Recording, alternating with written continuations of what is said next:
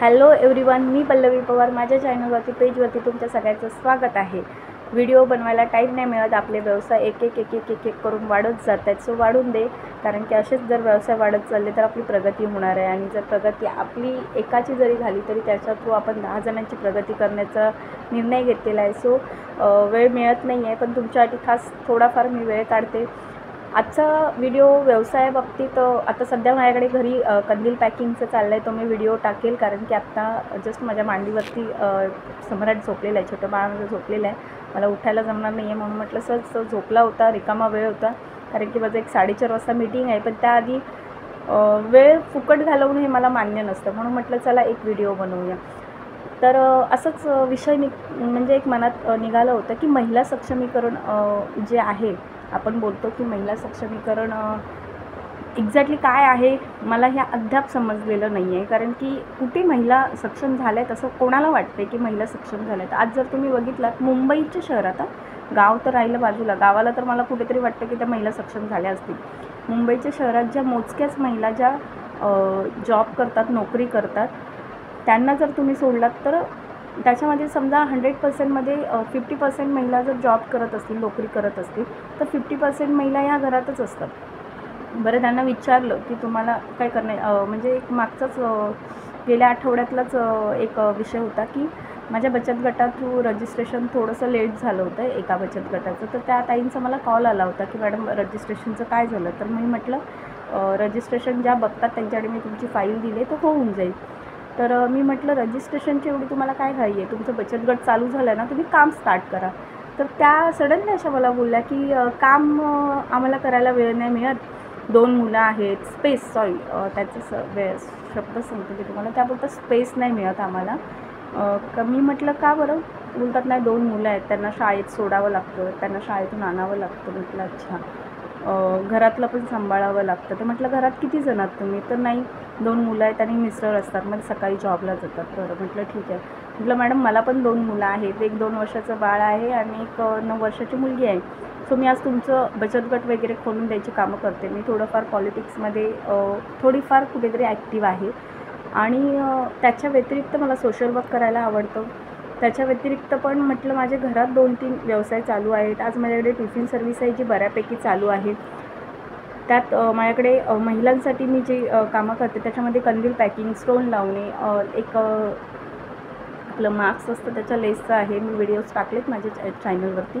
अशी 2-4 प्रकारची म्हटलं माझ्याकडे कामं चालू आहेत. त्याच्यातून पण म्हटलं छोट्याला झोपवलं आणि कधी असं वाटलं की यार आज अर्धा तास आणि 1 तास असंच फ्री होता, चला आपण व्हिडिओ बनवूया. तरीही वेळ जात नसला तरी मला असं सुचतं की म्हणजे मी माझ्या मिस्टरांना विचारत बसते, म्हटलं अहो एवढा रिकामा वेळ याच्यामध्ये अजून काहीतरी करू का. तर मग मला समोरून ते समजवतात, अरे बस इतकं केल्याच्यानंतर अजून किती आहे, म्हणजे स्वतःच्या शरीराला किंवा थोडाफार आराम पाहिजे. तर म्हटलं मॅडम माझ्या पण घरी सेम सिच्युएशन आहे. मला पण 2 मुलं आहेत, स्कूलमध्ये जातात, नवरा आहे, खाणं पिणं कपडे भांडी हे सगळ्यांच्या घरात सेम असतं, त्याच्यामध्ये काही चेंजेस नसतात. पण त्याच्यातून जर तुम्ही स्वतःसाठी वेळ काढत नसाल, तुमच्या फॅमिलीसाठी वेळ काढत नसाल आणि तुम्ही फायनान्शियली स्ट्रॉंग बनण्यासाठी जर तुमच्याकडे वेळ नसेल, त्या मला बोलत होत्या की नाही तुम्ही रजिस्ट्रेशन करून दिलात तर सरकार आम्हाला काही ना काहीतरी देईल. मी 1000 वेळा सांगते, सरकार कोणालाही असंच काही द्यायला बसलेलं नाही आहे. अहो तुमचं एक बचत गट काय, असे भारतामध्ये करोडो बचत गट आहेत. जर बचत गटांना सरकारने असंच काही ना काहीतरी वाटत बसले असते तर पुढचं वाक्य नाही बोलत आहे, पण शक्य नाही आहे ना. अनुदान वगैरे मिळतं ते पण खूप म्हणजे एवढंसं देणार, त्याच्यासाठी पण खूप टाईम पिरियड घेतात. तर माझं एक सगळ्यांना सांगणं आहे की जर तुम्ही सक्षम आहात, तुम्ही स्वतः असं मानताय की आम्ही आज पुरुषांच्या खांद्याला खांदा लावून बाहेर पडतो किंवा आम्हाला 50% आरक्षण पाहिजे, लेडीज फर्स्ट पाहिजे, तर मग ज्या वेळेला पैसे कमवण्याची वेळ येते त्यावेळेला तुम्ही पाठी का फिरता की कपडे धुवायचे, भांडी घासायचे. मला मान्य आहे की हे काम एक्स्ट्रा आपल्या महिलांना असतं. हां ठीक आहे, मी मानते की म्हणजे हजबंड ऑफिसला जात असतील तर घरातली कामं पण काही कमी नसतात की एखादी बाई ठेवली कामाला तर तिला जर 15-20 हजार रुपये पगार दिला तर आपण पण जे काम करतो त्याच्यासाठी पण ते आपलं इन्कमच झालं. बरोबर आहे, याबद्दल तर मी नक्कीच सहमत आहे, कारण की मी पण एक स्त्री आहे. पण तुम्हाला तुमच्या लाईफमध्ये फक्त एवढंच करायचं आहे, कपडे भांडी मुलांना सोडायला जाणं. मुलं ऑटोमॅटिक मोठी झाल्याच्यानंतर तीच मुलं तुम्हाला विचारतात की आमच्यासाठी तुम्ही काय केलात किंवा तुमच्या लाईफमध्ये तुम्ही काय केलात. ज्यावेळेला हा प्रश्न आपल्याला विचारतात त्यावेळेला आपल्याकडे सांगण्यासाठी काय असतं, कपडे भांडी आणि लादी आणि जेवण ह्या गोष्टी सांगण्यासारख्या असतात. तर पॉईंट हा आहे की महिला सक्षमीकरण जर तुम्ही बोलताय तर त्याच्यामध्ये कुठे झालं, अहो मग पहिल्यातल्या बायका परवडल्या ना, त्या आता तुम्ही ते 4 माणसांचं जेवण करतात, त्या तर त्यावेळेला 15-15 20-20 माणसं घरात असायची आणि अतिउत्तम पद्धतीचं जेवण बनवायच्या आणि जेवणासोबत म्हणजे फक्त घरातली माणसं नाही, आता फक्त आपण माणसंच सांभाळतो, त्यावेळेला तर ती गुरं पक्षी प्राणी ह्या सगळ्या गोष्टी सांभाळायचे, त्यांच्याकडे एवढं सगळं असायचं. तर त्या बायकांना आपण बोलत होतो की ती लोक तो काळ वेगळा होता, त्यांच्या वेळेला त्या काय करू शकल्या नाही. तर तुम्ही आत्ता काय करताय, त्या टायमाला सावित्रीबाई फुले घराच्या बाहेर पडून त्यांनी शिक्षणासाठी झगडल्या, ज्या वेळेला शिक्षण हा शब्दाचा उच्चार घेणं पण म्हणजे कोणाला मान्य नव्हतं, त्यावेळेला त्यांनी तेवढा संघर्ष करून जर केलं तर तुम्ही काय करताय. त्यांच्या घरी ह्या सगळ्या गोष्टी नव्हत्या का, बेसिक घर सांभाळणं वगैरे ह्या गोष्टी त्यांना पण तेव्हा हे होत्या.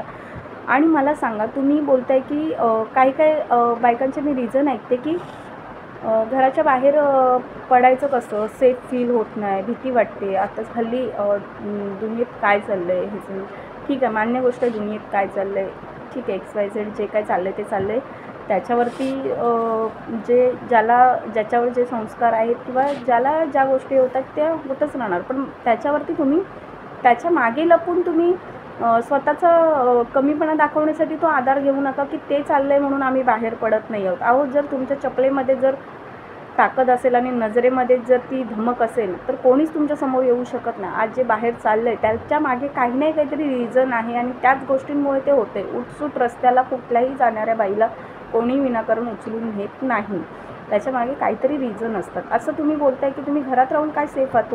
आज मी एवढी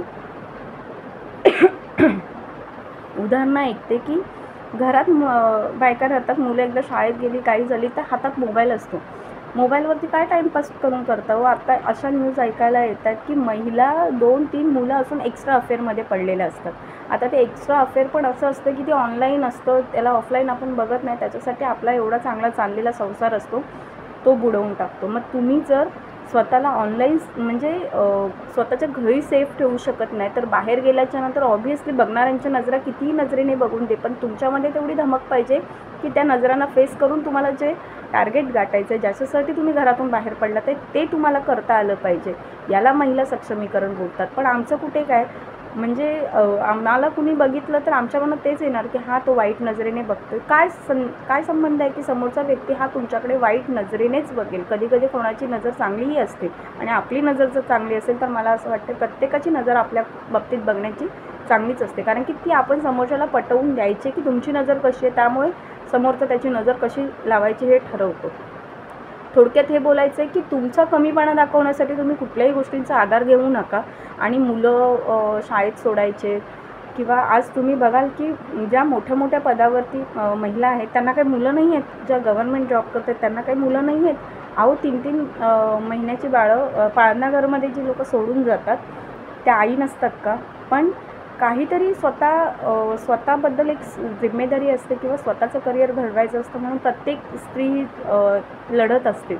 तर मला असं वाटतं की मी असं बोलत नाही की तुमच्या बाळांना तुम्ही कुठे ठेवून जा. आज माझी पण 2 लेकरं आहेत, मी त्यांना पाळणाघरमध्ये सोडून जात नाही आहे, पण हां मी एवढं नक्की करू शकते की मी त्यांना हँडल करून मी काय करू शकते याच्यावरती मी नक्की विचार करू शकते की माझ्या 2 मुलांना नवरा, फॅमिली, घरातलं जे काय आहे माझा संसार सांभाळून मी माझ्या नवऱ्याला फायनान्शियली कशी मदत करू शकते, 2 पैसे कसे कमवू शकते याच्यावरती मी नक्की विचार करू शकते.